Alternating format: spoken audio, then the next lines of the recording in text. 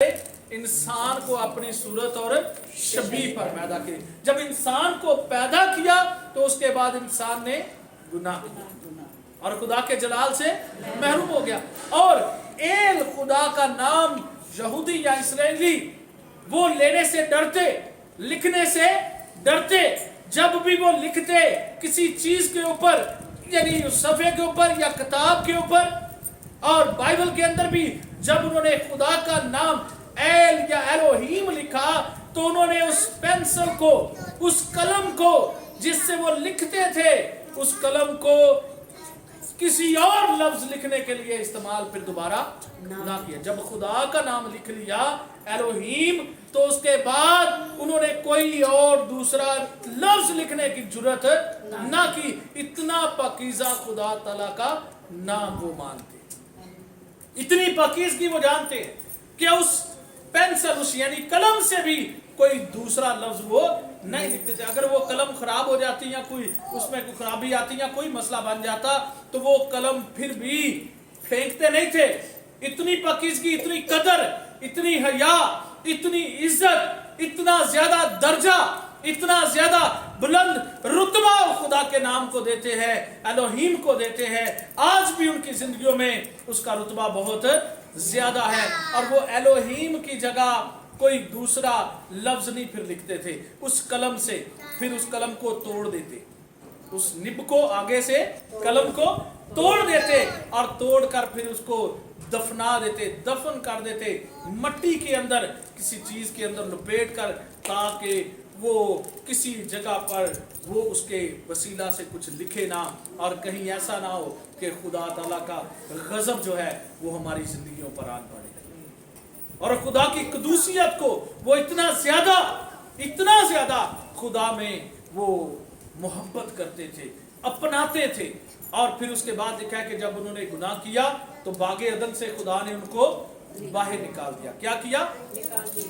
बागे अदन से बाहर निकाल दिया। और पैदाइश की किताब में लिखा है तब से उन्होंने यहोवा का नाम लेकर खुदा में दुआ करना शुरू किया। क्या किया?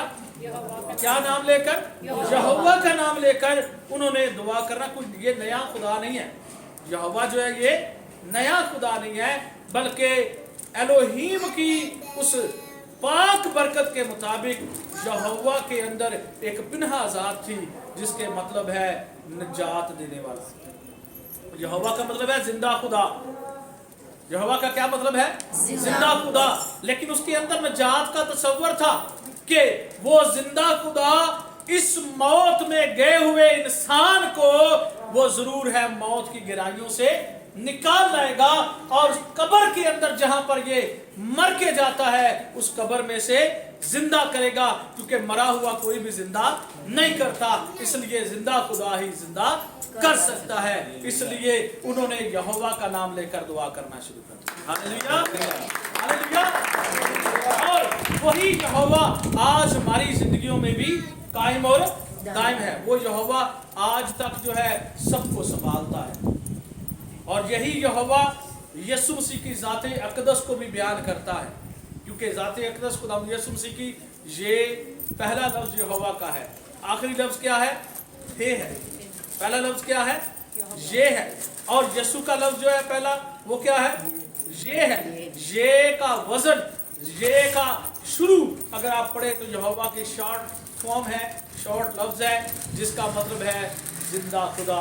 तो जिंदा सिर्फ एक ही हुआ है, वो कौन है? यीशु मसीह। हालेलुया। जीसस जो है वो जिंदा है, कोई और जिंदा नहीं हुआ। और जिंदा करने वाला कौन है? यीशु। और पूरी दुनिया को मौत से निकालने वाला कौन है? मौत पर फतह पाने वाला कौन है? यीशु मसीह है। इसलिए हम उसे जिंदा खुदावंद कहते हैं। आमीन, आमीन। तो यहोवा यहाँ लिखा है कि वो यहोवा कौन है। और मैका जो है वो बताता है कि यहोवा कौन है। वो कहता है दुनिया, उम्मतें वो अपने अपने मबूदों के नाम से चलेगी, वो अपने अपने मबूदों को मानेगी, लेकिन हम तो जिंदा खुदा के नाम से चलेंगे। हालेलुया। यहाँ पर लिखा है, अगर इस आयत को फिर दोबारा दोहरा लें, लिखा है क्योंकि सब उम्मतें अपने अपने मबूद के नाम से चलेंगी। अपने अपने मबूद के ना, मबूद का मतलब भी है जिसको पूजा करें, जिसकी प्रस्तिश करें, जिसको सिजदा करें, जिसके नाम को सराहें, जिसके आगे कुर्बानी चढ़ाएं, जिसको हम धन्यवाद कहें, जिसे मुकद्दम दर्जा हम दे दें, जिसकी ज़ाते अक़दस को हम अपने लिए इलाही मान ले, उसको हम यहाँ पर लिखा है कि वो माबूद कहते हैं। बेशक उनका वो बुत हो, बेशक वो उनका कोई भी ऐसा जरिया उन्होंने बना लिया है, वो उसे अपना माबूद मानते हैं। लेकिन हम किसको माबूद मानते हैं? हम जिंदा खुदा को मानते हैं, जिंदा खुदावंद को मानते हैं। लिखा है कि हम अब्दुल अबाद तक खुदावंद अपने खुदा के नाम से, खुदावंद अपने, यहाँ पर वही लफ्ज जो पीछे पैदाइश की किताब में लिखा है, एल एलोहीम यावे के नाम से। यहाँ पर खुदावंद खुदा जब आया, खुदावंद अपने खुदा के नाम से, तो एलोहीम यहोवा, वो जो एलोहीम है, यहाँ पर यहोवा यावे, ये तीनों लफ्ज जो है वो इस्तेमाल किए गए हैं, ताकि इस बात से कोई गाफिल ना रहे कि हम सिर्फ और सिर्फ अपने जिंदा खुदा के नाम से, उसके नाम में चलते रहेंगे। और यहाँ पर बनी इस्राएल कौम की उस हिस्ट्री के मुताबिक उस बात को यहाँ पर मायका ने बताया है कि वो इस बात का इजहार भी कर रहा है कि खुदावंद उनको इर्द गिर्द से जमा करेगा, जहां जहां भी है उनको जमा करेगा। क्योंकि इसी के साथ रिलेटेड एक हवाला है, अगर मेरे साथ निकाले जकरिया की किताब, उसका 10वां बाब और उसकी 14वीं आयत में, तो वो मुख्तलिफ कौमों में से, मुख्तलिफ जगहों में से, मुख्तलिफ इलाकों में से, मुख्तलिफ कबीलों में से, मुख्तलिफ शहरों में से, मुख्तलिफ मुल्कों में से और हर जगह से अपने लोगों को इकट्ठा करेगा जो उसके नाम से चल रहे हैं। Hallelujah, hallelujah. वो उनको इकट्ठा करेगा। कैसे इकट्ठा करेगा? आप इस बात को बेशक किसी भी अंदाज में सोचते हो, लेकिन खुदावंद का इशारा देते हैं यहाँ पर। अगर मेरे साथ जकरिया की किताब उसका 10वां बाब और 8वीं आयत से पढ़ना शुरू करें। 8वीं आयत से, मैं सीटी बजाकर उनको फराहम करूंगा। क्या करूंगा? कैसे बुलाऊंगा? विसल, सीटी बजाऊंगा और क्या करूंगा? फिर उनको इकट्ठा करूंगा, फराहम करूंगा, उनको बुलाऊंगा। आपको पता है ये एक इस्तिलाह जो इस्तेमाल की गई है सीटी बजाकर, तो इसका मतलब बाइबल मुकद्दस मुख्तलिफ जगहों पर मुख्तलिफ तरीका से लिखा है कि आखिरी नरसिंगा भी फूंकेगा। वो नरसिंगा फूंकना वो भी एक विसल का एक अंदाज है। नरसिंगा जो है आपको पता है वो सींग होता है, सींग होता है। ये सींग किसी बैल का हो सकता है या किसी बकरे का हो सकता है, या फिर एक वो सिप्पी होती है जो समुद्र के अंदर से निकलती है, वो उसकी भी एक विसल बनाते हैं, यानी उसका एक नरसिंगा बनाते हैं और वो उसको बजाते हैं जोर से। और नरसिंगों की आवाज, हर तरह की आवाज जो है वो मुख्तलिफ औकात में और मुख्तलिफ तरीकों से बजाई जाती थी।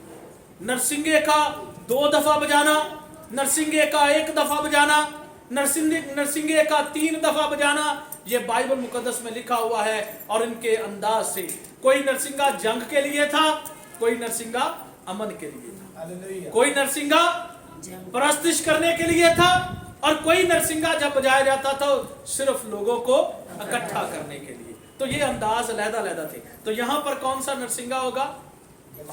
यहाँ पर लफ्ज़ लिखा है सीटी बजाएगा खुदा। क्या करेंगे? बड़ा बड़ा लोगों के लिए अजीब ये लफ्ज है कि सीटी भी बजाएंगे यीशु मसीह। हाँ, तो यहाँ क्या लिखा है कि मैं सीटी बजाकर उनको क्या करूंगा? फराहम करूंगा, क्योंकि मैंने उनका फिदिया लिया है। हालेलुया। इनको इकट्ठा करेगा जिनका तो फिदिया सबका खुदा ने दिया, पूरी कौमों के लिए, लिखा जहानों के लिए उसने अपने बेटे को कुर्बान कर लिया और उसने अपनी जान देकर सबके लिए ऐलान किया कि जो कोई मुझ पर ईमान रखता है वो हलाक भी हो जाए तो भी वो हालेलुया। तो फिदिया उसने सबके लिए दिया, लेकिन जो भी उसे कबूल करता है, जो उस पर ईमान लाता है, बेशक उसे देखता नहीं और जब देखता भी नहीं फिर भी वो मुबारक ठहरता है। कलाम में लिखा है, कलाम खुदा हमें ये फरमाते हैं कि मुबारक को तुम जिन्होंने उसको देखा नहीं बल्कि सुनकर ईमान लाया। क्या किया है? सुनकर ईमान लाए हो। देखा तो नहीं, लेकिन क्या किया? सुना उसके बारे में। मुबारक है वो जो सुनकर ईमान लाए हैं, क्योंकि देखने वालों ने भी देखा तो सही, लेकिन उसको कबूल नहीं किया। पिछले दिनों में हमने ईस्टर के अयाम मनाए हैं और रोज़ों को भी हमने अपनी जिंदगी में लिया है। उसके अलावा सलीबी मुकाम जो है उनको हमने सीखा है, सलीब के उन राहों को हमने देखा है, समझा है। लेकिन कलाम खुदा में लिखा है कुछ देखते हुए भी नहीं देखते और सुनते हुए भी नहीं। कईयों ने देखा, कईयों ने उसे पकड़ा, कईयों ने उसके थप्पड़ मारे, कईयों ने उसको मौजज़ात देखे, कईयों ने उसके साथ बैठकर खाया। कई लोगों को खुदावंद यीशु मसीह ने हर तरह से फैसिलिटेट किया, लेकिन फिर भी उन्होंने उसको ना पहचाना। देखते हुए भी नहीं देखा और सुनते हुए भी नहीं सुना। और खुदावंद यीशु मसीह ने उनकी आंखों के सामने सब कुछ किया, लेकिन उन्होंने उसको ना पहचाना। और जिन्होंने पहचाना है, जिन्होंने सुना है, जिन्होंने उसके बारे में समझा है, वो उनको हमेशा की जिंदगी देता है। हालेलुया। क्योंकि जिनका उन्होंने फिदिया दिया है, लिखा है कि वो बहुत हो जाएंगे जैसे पहले थे।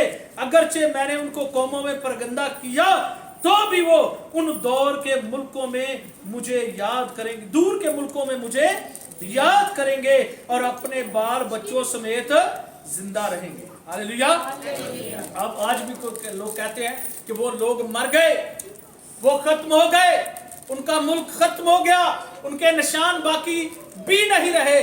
लेकिन खुदा का कलाम ये कहता है कि आज तक वो जिंदा हैं, वो जिंदा रहेंगे। फिर लिखा है कि वो दूर के मुल्कों में भी होंगे तो मैं उनको बुलाऊंगा, उनके बाल बच्चों समेत वो जिंदा रहेंगे, वो वापिस आएंगे। हालेलुया। वो क्या करेंगे? वापिस आएंगे। मैं उनको मुल्क मिस्र से वापिस लाऊंगा और सूर से जमा करूंगा, जलाद और लबनान की सरजमीन में पहुंचाऊंगा, यहां तक कि उनके लिए गुंजाइश ना होगी, यहां तक कि उनके लिए गुंजाइश ना होगी। और लिखा है कलाम खुदा में के और वो मुसीबत के समुंदर से गुजर जाएंगे और उसकी लहरों को मारेगा और